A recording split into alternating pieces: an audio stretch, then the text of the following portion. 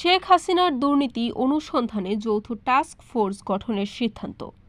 সাবেক প্রধানমন্ত্রী শেখ হাসিনার দুর্নীতি খুঁজে বের করতে দুর্নীতি দমন কমিশনের নেতৃত্বে যৌথ টাস্ক ফোর্স গঠনের সিদ্ধান্ত নেওয়া হয়েছে। বৃহস্পতিবার দুদকের একজন ঊর্ধ্বতন কর্মকর্তা এ তথ্য নিশ্চিত করেছেন।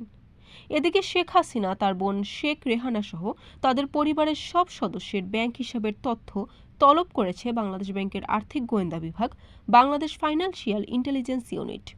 চলতি সপ্তাহে বিএফআইইউ দেশের ব্যাংক ও আর্থিক প্রতিষ্ঠানের কাছে এ সংক্রান্ত নির্দেশনা পাঠিয়েছে।